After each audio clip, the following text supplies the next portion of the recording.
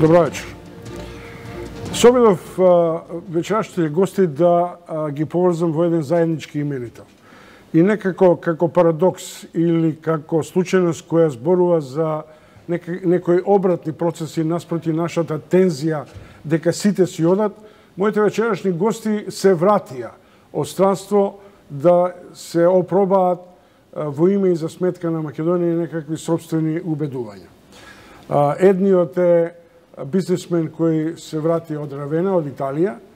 Другата во 22 ќе биде магистар по пиар и по менеджмент, кој од добрите и удобни предизвици во Германија и во Холандија најде предизвик да се врати во Македонија, но останува разочарана.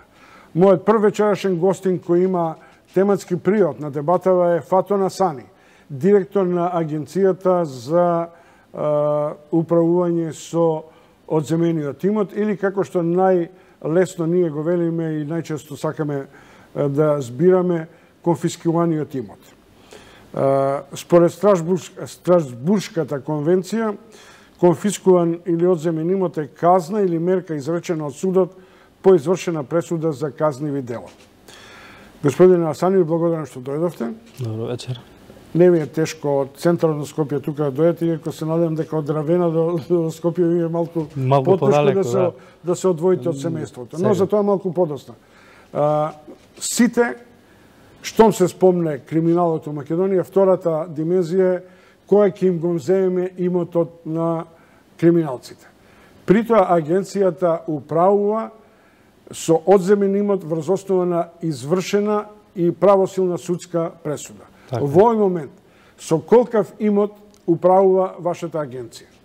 Значи, во овој момент агенцијата управува со, сега ако се сретнаме и позборуваме и на таа тема претходно и емисијава, ние управуваме со над 10.000 возила, односно проблемот број 1 во агенцијата, иако не е некој профитабилен чување на стари возила и продажба на стари возила, меѓутоа проблемот број 1 на ниво на Македонија се возилата. Возила, моментално агенцијата во Идризово, да кажам, на нашиот... Да не детализираме после. Што станува со недвижен имот? Значи, ние со недвижниот имот исто го управуваме и го чуваме. Некаде имаме околу 130 конфискувани недвижнини, од кои што се станови, деловен простор, ниви, ливади и така натаму и така натаму. Сето тоа се чува. По правосилноста сигурно и би имало и лицитација и би одело на продажба. Колку, например, вие сте речеси 2 години директор, колку ефективно во агенцијата се слеја пари од продажба или управување со овој имот? До сега? Да. Значи, видете, ја затоа напоменав дека проблемот број 1 во Македонија, односно на ниво на држава, на агенцијата се возилата. Зошто? Затоа што да кажам дека агенцијата постои од 2009 година и не можам да кажам дека е кривица на претходниот директор, затоа што бројките покажуваат нешто друго. 10.000 возила, над 10.000 возила сигурно не се направиле во една година, односно се натрпале во текот на тие 10 години. Истите тие возила, кога би се продале, не би имал некој голем профит. Меѓутоа, би решиле повеќе проблеми. Односно, ние моментално се насочиме во решавање на возилата, затоа што се зафатени повеќе институции. Односно, ако ние имаме на нашите плацеви 3.000-3.500 возила, зборувам на плацеви од агенцијата, останатите се на плацеви од македонски шуми, односно национални шуми сега, Господина Асани, тие се возила кои некои се, да речем условно, делукс класа, некои се по стари возила и така натаму. Меѓутоа, од овие што ги одземате, например, е и возилото што му го дадовте на министерот за внатрешни работи Спасовски. Што возило беше тоа? И од кого го конфискувавте? Така е. Значи, го имаш истото и на некои портали, мислам. Возилото во кое што се вози министерот Оливер Спасовски е доделено од страна на агенцијата. Одземено е, мислам дека за превоз на мигранти. Знаете сите, мислам дека и сите знаат дека Министерството за внатрешни работи е единствено министерство кое што министерот не го обслужува Созара. Односно, Министерството за внатрешни работи користи своји возила. Така да ја мислам дека треба да биде помогнато Министерството за внатрешни работи и треба да биде доделено на Министерството за внатрешни, односно на министерот. Има помалку, да речем, голицливо прашање. Ова мечкава на Груевски што рекоа дека ќе ја продаат 500-600 милиона и така натаму. Ако се пресуди кривично дело, како што е, може ли тој Мерцедес да биде одземен од ваша страна? Ако судот донесе одлука да се продаде? Или тоа ќе биде оставено на владата што ќе прави? Не сме ние собственици, не може да се собственик е сепак. Мислам дека е Созара дека е собственик на Мерцедес. Добро, уште само за почеток да се загрееме помалку, господин Асани,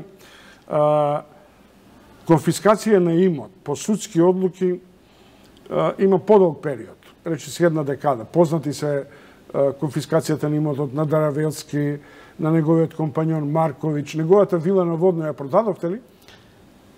Неговата вила на Водно, односно вилата која што сега е во собственост на агенцијата, е се уште во собственост на агенцијата.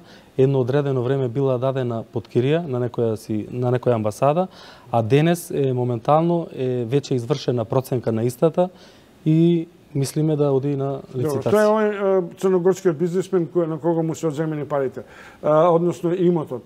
Тука и банкарот Смиленски, но ве враќам на овој момент најважните, да речем, услови. Дали започна процесот на одземање на конфискуваниот имот на Бајру Саидију? И што има на располагање? Значи, Бајру Саидију, мислам дека правосилна пресуда била донесена во 2011. Дел бил конфискуван, дел го конфискував јас во 2018 февруар месец. Што станува со извршните судските одлуки кои ќе станат правосилни и достапни за имотот на Кочан, на осудените врзани околу Силекс и така натаму? Видете сега, во случајот со Кочан, Трансмет, односно, мислам дека беше потврдена пресудата и од страна на апелационен суд и се чека налог од судијата за извршување на санкции да достави до нас за да биде извршена во потполност, односно сиот имот да биде префрлен на име на агенцијата, односно на Дали вие сте информирани со колкав имот треба да му одземете и дали е направена, кој прави спецификација на тој одземен имот?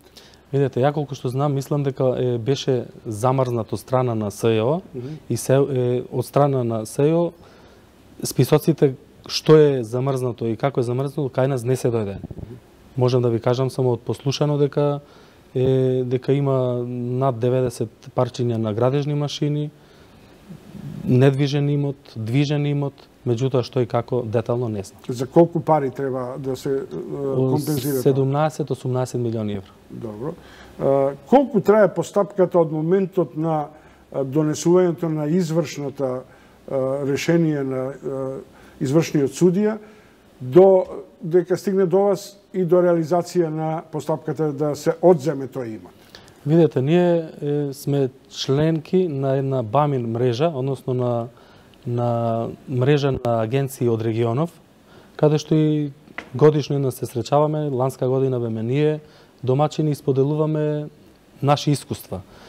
Од тоа што од тие средби со останатите членки на оваа БАМИН мрежа, јас заклучив дека плюс минус секаде траат судските процеси исто, односно траат по 4 по 5 години. По нивното, по самата пресуда која би дошла кај нас, ние би извршиле веднаш. Во време на изборната кампања и нешто после тоа, актуелниот премиер и актуелната влада заговараше дека на портата ќе го постави часовникот, бројчаникот со милионите што ќе бидат вратени. Премиерот Заев неодамна и во некој одговор рече дека таа сума не е сигурно 400-500 милиона или 1 милиарда колку што говориме во јавноста, нели, дека украдоа претходните и така натаму, иако за тоа треба извршни судски одлуки. Но Кој е виновен за бавноста во реализацијата на мерката конфискација на имот? Видете, јас еднаш или два пати кажав во едни интервјуа дека секако народот очекува тоа што било ветено од страна на владачката партија, односно на моменталната власт во Македонија.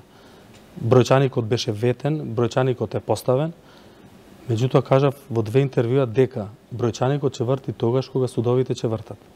Или агенцијата ќе врти тогаш кога ќе завртат судовите. Ако завртат судовите, ќе вртиме и ние. Добро, тоа е Така еден благ обид за амнестија, да речем, односно за некаква субстијарна одговорност на премиерот. Меѓутоа, факт е дека судовите бавно ли реагираат за изрекување на конфискацијата на имот во спроведувањето на судските одлуки?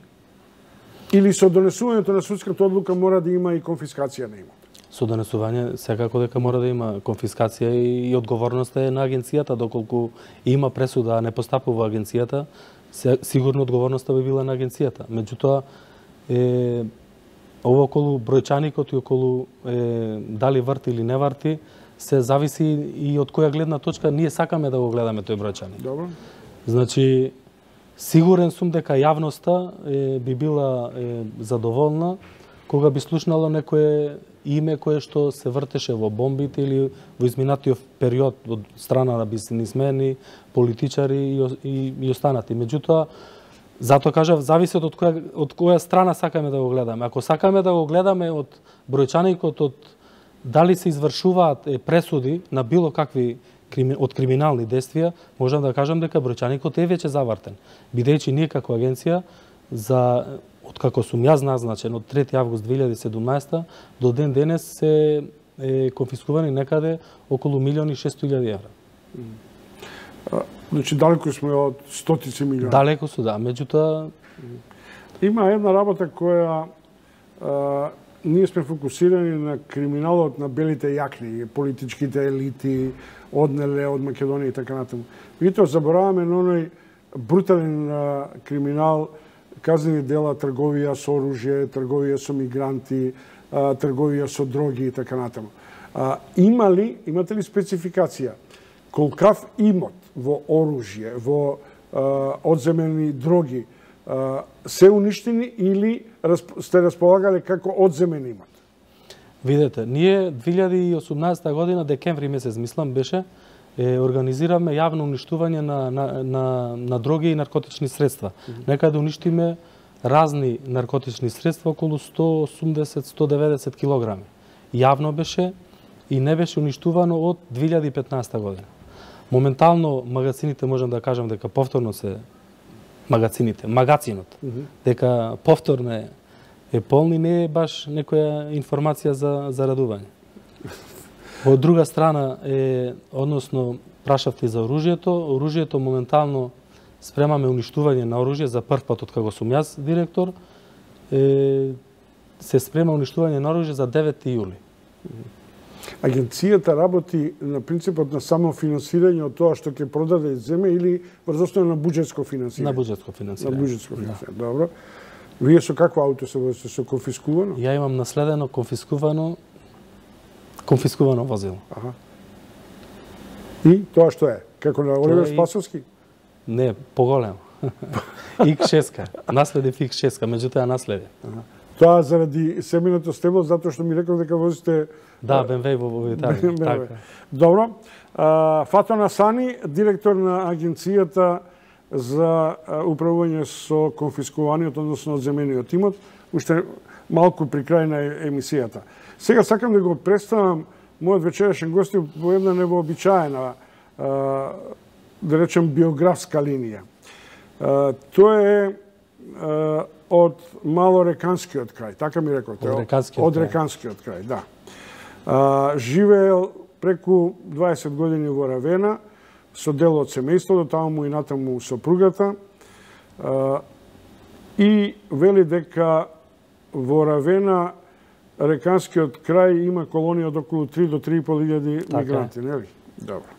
Тоа што мене ме голица, а заради што бев шокиран по настапот на кој ме испровоциравте да ме испрестресете. Например, бидејќи влегов и реков еднаш и ние да ви стресеме. Од која партија сте, нели? Вие ми рековте, а зашто морам да бидам од партија, нели? Дека сте вратени од Равена поради идеологија. Така е. Може тоа да ми го објасните? Што тоа ве тераше? Сепак јас сум партиско лице, партиско боено лице. Често е прашањето од која партија сте, затоа што фато на Сани и сега не сме баш сигурни од која партија би можело да биде. Јас сум веќе второ колено од партијата на СДСМ. Од овие што заговараат сега е едно општество за сите. Па не заговараат, се трудат да го направат едно општество. Добро. Што ве натера одеднаш да напуштите таа позиција на добар бизнис, бидејќи вие сте градежник, работите во Равена, и на повикот на партијата да се вратите во Скопје? Видете, јас, иако сум 20 години во Италија, секогаш сум се занимавал со Македонија. Односно, секогаш ме интересирало како е, што е, која политичка партија има напредок, нема напредок. И ме прашавте дали се вративте за идеологија или... Да. Значи, јас сметам дека Македонија сепак може да биде едно убаво место за живење. Ако младите заминуваат од Македонија, меѓутоа, сепак Македонија би било убаво место за живење, доколку сите се потрудиме, секој од својата гранка да допринесе за државата. И верувам дека може да биде Македонија убаво место за живење. Иако младите се... Ама се согласивме дека во Македонија, како ми рековте, нема совест. Така. Што е тоа што детектирате дека во Македонија нема совест? Видете сега, јас сум повеќе од година и пол во Македонија, а 20 години сум надвор од Македонија, каде што живеам во Равена, во Европа, во европски град, со европски манири. Значи, ако има работно време од до, треба да се почитува тоа работно време.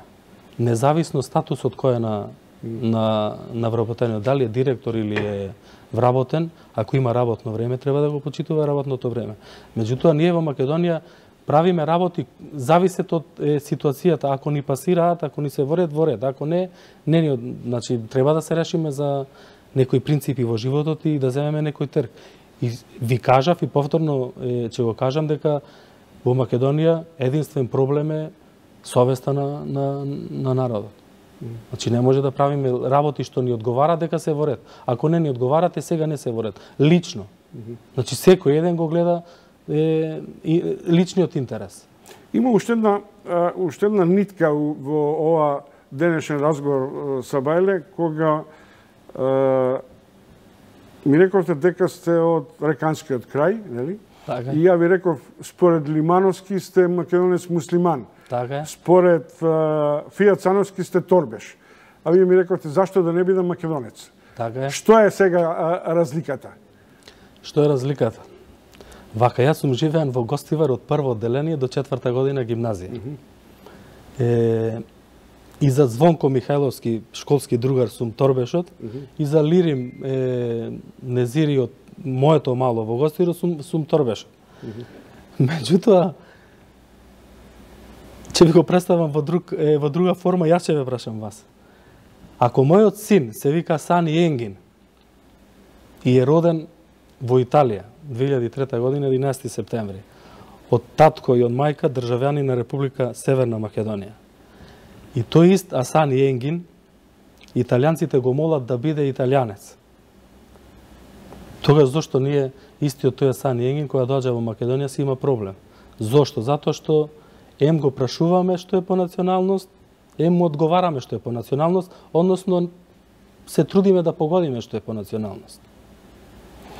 Дали мислите дека, да речем условно, именката македонец истовремено значи идентитет на државјенство или етнички идентитет? Ако секаде во светот е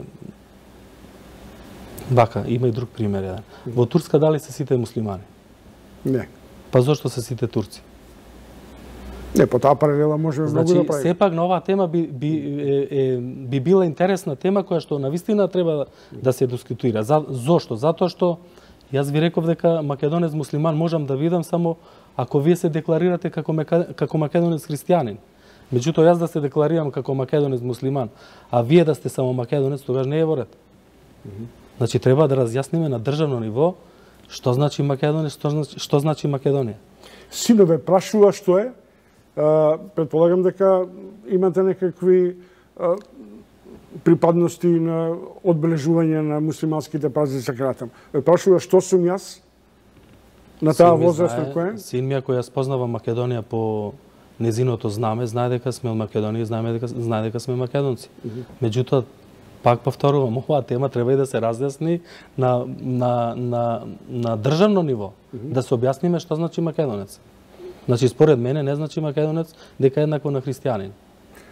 Имате проблеми во својата етничка средина во регионот или во областа да речем условно ова придевка, односно ова македонец муслиман или торбеш да ја отфрлите како реакција која е ваша лична, а притоа да немате реакција од местното население. Или местното население Не живееме во демократија. Реканскиот крај веќе 50 години е во Европа, односно ние сме 50 години во Европа, се сакаме да внесеме и Македонија во Европа. Ако Асани Енгин може да биде италијанец, односно италијанците сакаат да биде италијанец, ама вака кога ќе слушнете Асани Енгин, за вас може да биде италијанец? Веројатно може, штом тие мислат дека зошто да не си македонец. Имате ли, да речем, условно некаква конфликтност, некој да ви прави притисок зашто се декларираш како македонец, а не и со својата верска припадност, со своето етничко значење? Верската припадност нема врска со националната припадност. Значи, пак повторувам, нели живееме во Тоа значи дека македонци и муслимани не постојат? За мене не. Не, а? Добро, сега се враќаме на една друга димензија по која е долно реканство. Реков за мене не. Добро, јас се уважувам. Како рековте, ние сме демократска држава. Така е. Убедени сте дека има место за живот и просперитет во Македонија. Наспроти, на пример, дека речиси и нема жив човек во вашиот крај, бидејќи тоа е по дефолт иселенички крај. Цели фамилии се трансферираат. Ја ви објаснив дека Реканскиот крај е веќе во Европа скоро 50 години, односно 60-тите, 70-тите години. Мојот војко во Германија е повеќе од 40 години. И тоа е во Реканскиот крај сватено за нормално. Сега гледам дека почесто заминуваат од Источна Македонија, па се крева и галама, дека луѓето се иселуваат. Ние се иселуваме 50 години, па не е толку страшно. Меѓутоа, сепак, ако дојдете во мојот крај, сето тоа што заработуваат моите сограѓани од Реканскиот крај, го вложуваат во Реканскиот крај. Тоа е парадоксот. Кога ќе отидете во Реканскиот крај, тоа е, да речем, светилиште од убави градби. Диагнозата не е. Кој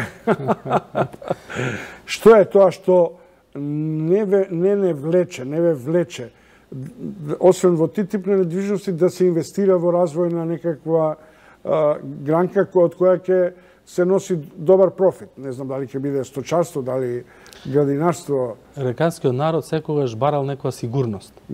И сега во случајов сите тие што заминале од Реканскиот крај или од Македонија, нашле место за живење, дали во Италија, дали во Швајцарија или во Германија, имаат одредени работи, се чувствуваат сигурни и мислам се народ кој не ризикува.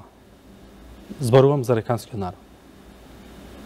Значи, нашле сигурност. Да се иселиш од државата и да оставиш имоти ова или да вложуваш тука е парадоксот, значи ризик. Ем сето тоа што го заработуваме, знаеме дека се враќаш во родниот крај само во пензионерските денови и сепак сето тоа што се заработува надвор од Македонија сепак се вложува во својот крај. Веројатно е љубовта према својот крај. Тоа е чудна феноменологија за дел од емиграцијата. Но ми се чини дека почнува еден нов тренд, дека еден значаен дел на нашата емиграција ги вложува заштедените средства и во домашната економија, создавање на мали стартап фирми или аграр и така натаму. Во Реканскиот крај веќе неколку мина се вратени. Да. И имаат отворено мали погончиња и работат. Добро, се враќаме на вашата основна дејност, а тоа дека сте джандар за конфискација на имот, нели? Дали луѓето на кои ги одземате имотите прават на одреден начин пред вас, пред вашите извршители, театар се фрлаат, ви прават притисок, дали на крајот да ви се закануваат со оглед на тоа дека им одземате значаен дел од стекнатиот имот? Многу мина ме прашале, дури за мојата сигурност, дали се осеќам сигурен или не сум сигурен.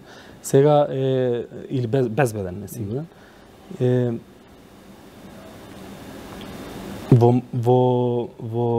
Сепак јас знаев каде седнувам и која би била мојата работа во таа агенција. Сега има народ кој што го вперува прстот во мене дека јас сум тој што конфискува. Меѓутоа има лица и кои сваќаат дека тие се осудени од страна на судот, дека ние сме добиле правосилно решение и дека едноставно постапуваме само по правосилните решенија. Така да до сега не сме имале таков случај каде што инциденти имате, немате како што на пример со извршителите за некакви социјални давачки? За моје година и пол не. Не. Порано мислам дека имам. Што ќе се случи доколку на пример со вонредни правни лекови некој биде ослободен од да речем условно од застојното кривично дело, а замрзнат му е имотот? Вие управувате со тој замрзнат имот, кој се грижи за замрзнатиот имот за време на кривичната постапка? Ние не.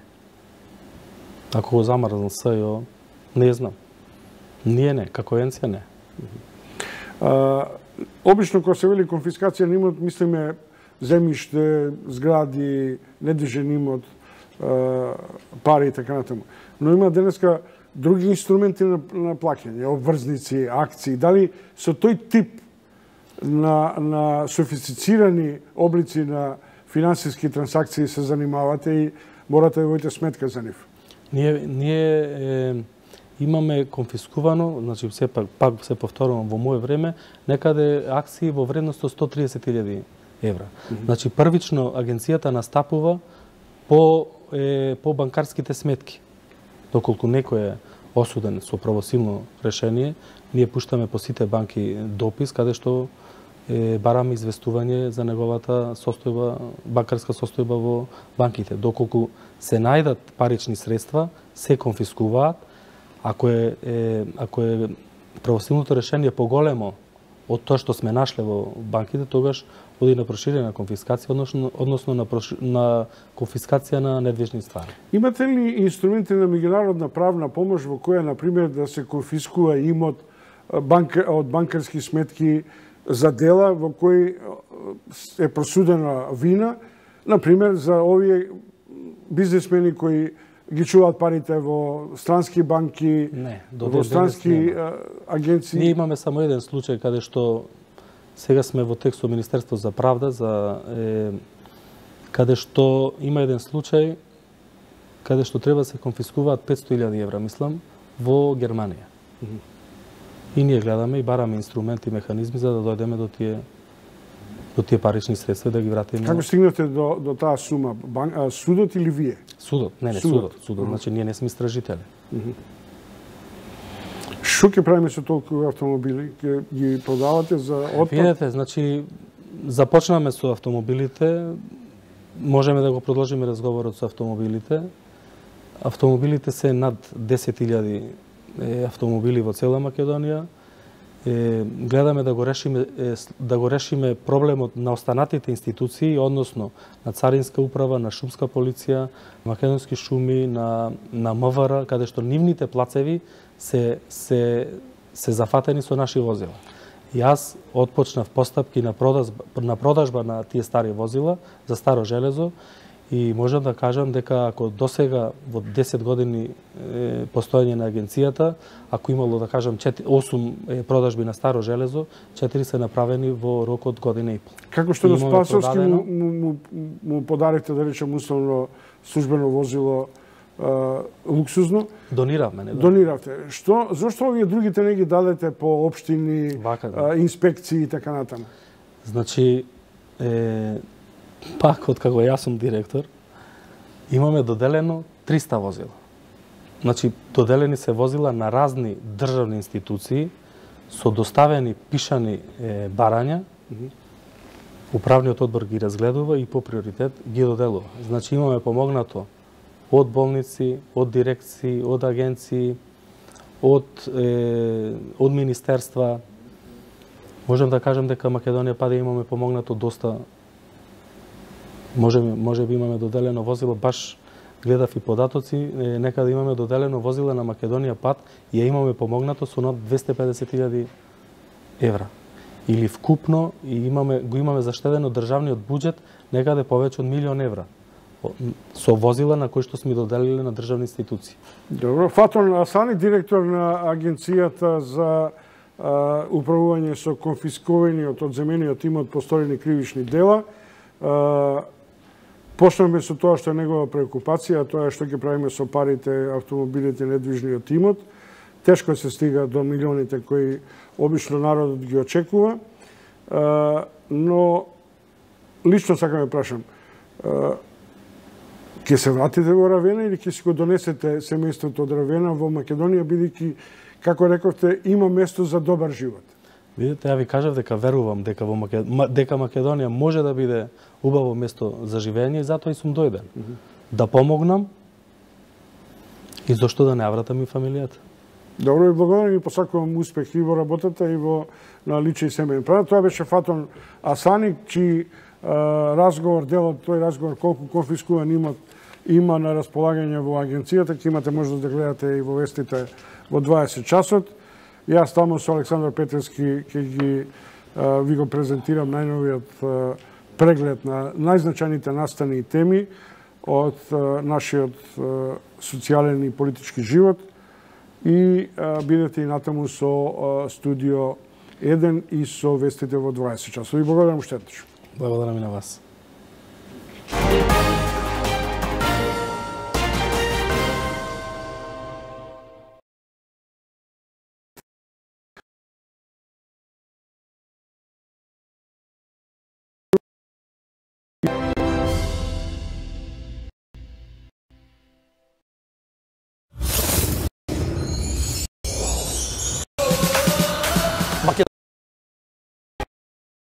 Имате помеѓу 7 и 97 години и знаете да пеете, пријавете се.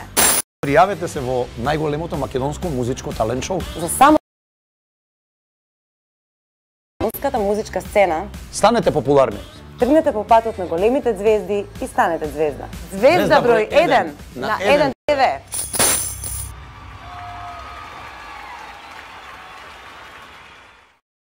Владење на правото и функционална правна држава.